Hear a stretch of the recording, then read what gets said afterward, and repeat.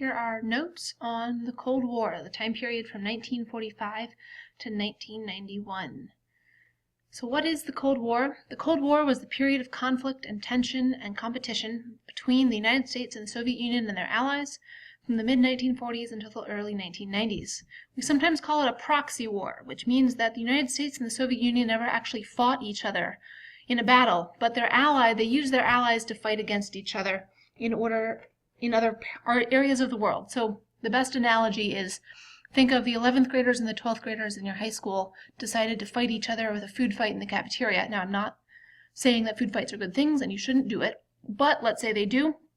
Instead of the 11th and 12th graders throwing food at each other, the 11th graders are going to have the 9th graders be the ones throwing food, and the 12th graders are going to be having the 10th graders throw the food. And so the 11th and 12th graders are just sitting around the edge of the cafeteria, and it's really the 9th and the 10th graders that are throwing the food at each other. So that's kind of an idea of a proxy war.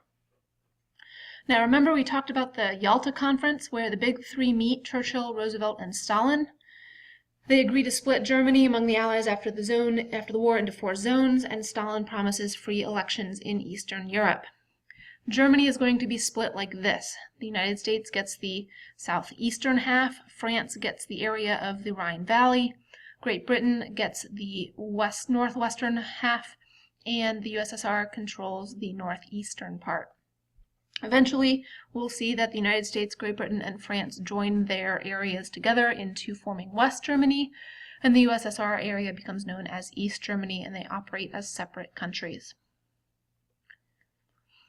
During this time, we also see the Nuremberg Trials take place, where the Nazi generals and top government officials were put on trial for war crimes during World War I, World War II, specifically the trials relating to the Holocaust and the destruction of the Jewish population.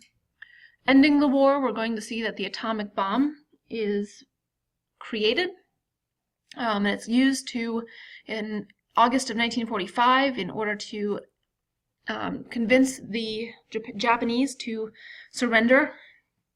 2 bombs are dropped, one on Hiroshima and one on Nagasaki. Having an atomic bomb makes the United States a major world power and a threat to the rest of the world. The Soviets will then work on technology in order to create their own Soviet bomb, or atomic bomb, by 1949. From that point on, we start to see an atomic race where each country tries to build more and more advanced weapons, trying to keep up with the other and outdo the other. Now, in post-war Japan, the U.S. General MacArthur is going to take charge of the U.S. occupation and essentially be the governor in charge of rebuilding Japan. So you can see MacArthur and Hirohito.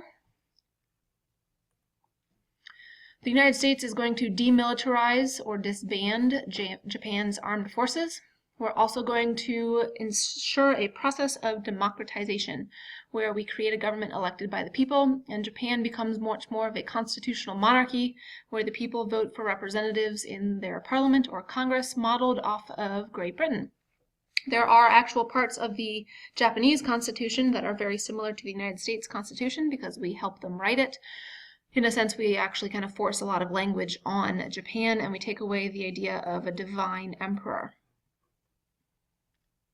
We're also going to see the United Nations created in this time period from the first 2 conferences in Tehran and Yalta. The United Nations, remember, is the international organization which protects its members against aggression. They are going to create the Universal Declaration of Human Rights to provide a code of conduct for the treatment of people under the protection of their governments. You have the right to life, liberty, and security. So all those Enlightenment ideas are circling back around and going to influence the United Nations and the time period after the Cold War. If you ever go to New York City, the building is on the east side in Midtown, around 51st Street, I believe, and this is what it looks like. And it's where they have offices and the big chamber where all of the different nations have seats, and ambassadors go and sit there, and they all talk. Now, during this time period, Winston Churchill is going to come speak in the United States on a tour. He is no longer in power as Prime Minister of Great Britain. And during one of these speeches, he is going to use the term the Iron Curtain as a figurative term for the separation between Eastern Communist Europe and Western Democratic Europe. we start to see a buffer zone being created, where the communist countries of Eastern Europe start to become controlled by Stalin as almost satellite states. So if you look at this map, we have the USSR up here in the upper right-hand corner. These other pink states are going to become communist satellite states where Stalin chooses who is going to run the government, and they run it in his name, essentially. The blue countries are democratic states. And of course, Yugoslavia is in green. They are communist, but they're not under the control of Stalin. And so the Iron Curtain is going to be this thick black line separating democratic Europe from communist Europe. Of course, we get some lovely political cartoons from this time period. Winston Churchill looking under that line towards Eastern Europe. Now, a big part of U.S. policy is going to be called containment, where the U.S. government under Truman and other presidents is going to enact a policy to stop the spread of Soviet Union's influence and communism throughout the world. And so a lot of what the U.S. government is going to do in terms of foreign policy during the Cold War is through the idea of containment. How do we stop the spread of communism to new countries? We let it alone where it is. We're not trying to destroy it, but we don't want it to spread. Truman is going to come up with his own part of containment called the Truman Doctrine, where countries fighting communism are going to get monetary help from the United States, money in order to buy supplies to help them actually fight communism. So this is another example of how it's a proxy war. We're not sending U.S. troops to those countries, we're just giving them money and supplies. Now, part of the big problem with Europe and why people potentially like the idea of communism is because a lot of Europe looks like this. Lots of destruction. I think this is Dresden, Germany, where most 90% of the city was destroyed by bombings during the war. And so the United States is going to come up with a plan called the Marshall Plan, where we are going to provide money and support from the United States to help rebuild Western Europe, because we know that people with money are happy people, and happy people don't become communist. So here's the official Marshall Plan flag. A cartoon supporting the Marshall Plan. Another cartoon about the Marshall Plan, and of course Stalin is going to try and block the Marshall Plan. So one of the first things that happens is going to be called the Berlin Airlift. Now, remember that Stalin creates East Germany, the Soviet sector, and West Germany was the Allied sector, so they spelled Germany wrong there. And then this border, which border is spelled wrong as well, spelling not included here, is created by the Iron Curtain. Stalin is going to shut off this border so that people from East Germany can't go to West Germany, because West Germany was much more prosperous. But Berlin was also divided into 4 parts as well. Okay, so we end up with 2 parts, West Berlin and East Berlin. We don't have any kind of walls yet. That comes later. But what is going to happen is that when Stalin cuts off the border along this Iron Curtain, supplies from West Germany can't get into West Berlin by the railroad or the traditional roads. And so what happens is they start to fly in supplies. Stalin is trying to take control of all of Berlin. So he basically shuts down the railroad and says, we're going to starve it out like a siege.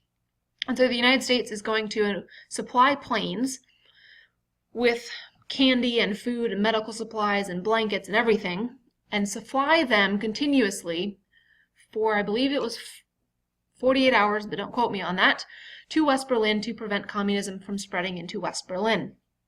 Eventually, Stalin agrees that while the border of the Iron Curtain is no longer open, there will be a train that will run from West Germany into West Berlin, allowing supplies to reach West Berlin. And therefore, West Berlin is going to remain free and democratic. Now, to prevent people from moving into West Berlin and then getting on that train going straight to West Germany, Stalin is going to start building the Berlin Wall,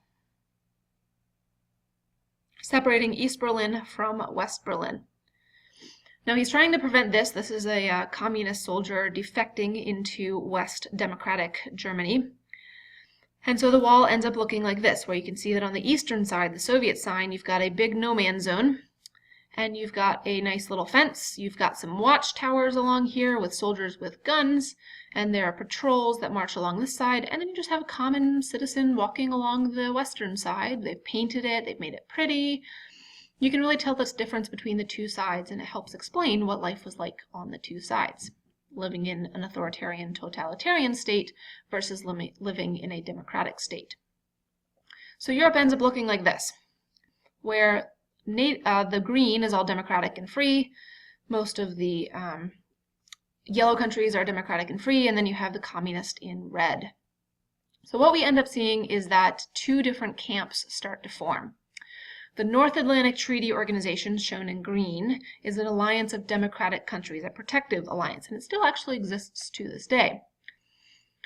When that forms, Stalin forms the Warsaw Pact, which is an alliance of communist countries over in Soviet Union and Poland and East Germany and all of those over there, and then the neutral countries are in yellow on this map. So we're starting to see two camps divide very firmly in Europe. So then we start to see that the Cold War is going to be fought in many other places around the world, and that will be Notes Part 2.